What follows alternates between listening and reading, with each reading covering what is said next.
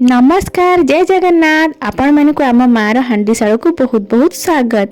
सांग माने आज मु खईर बड़ी रेसिपी नेकी आसी। खईर बड़ी खाइबा पई जेतिकी भल लागे ता प्रस्तुत करबा भी बहुत सहज।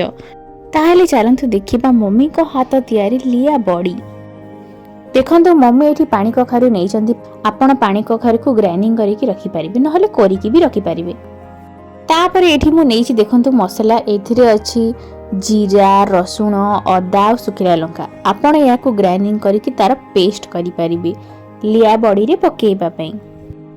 देखंतु एठी नेइछि साबुदाना को आपण 12 रु 13 घंटा पानी रे भिजेकी रखिथिबे। तापर ताको ग्राइंडिंग करि देबे। प्रथमे गोटे डाला रे पानी नै जिबे ता ऊपर खई सब को पकेइ देबे। खई जेते सब मैला थिबो पानी रे भिजिबा द्वारा से मैला सब बाहरी जीवो।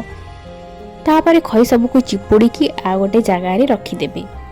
देखंतु मम्मी सब खई को चिपुड़ी सारी की गोटे जगह रे रखी दिले। गोटे बड़ पात्र रे खई सब को नै जिबे सेथिरे ग्राइंडिंग करितवा साबुदाना को पकेइ देबे। तापर कखारू रो पानी आ कखारू को ग्राइंडिंग करथिबे जो पेस्ट ताकू ढाली देबे। तापर जो मसाला रखिथिबे से मसाला को पकेइ देबे। सेथिरे स्वाद अनुसार लूण पकेइ देबे। तापरे किछि राशि पकेइ देबे। तापरे खाइबा सोडा पकेइ देबे। तापरे पानी देबे। सबु जिनस पड़ी सारला परे ताकू मिसेई देबे। सबु जिनस पड़ी सारला परे किछि एमिति देखा जाउछि। तापरे गोटे कपड़ा नै जिबे। आपण खटरे भी पकेइ पारिबे तळे पकेइ पारिबे जोठी पकेइ पारिबे।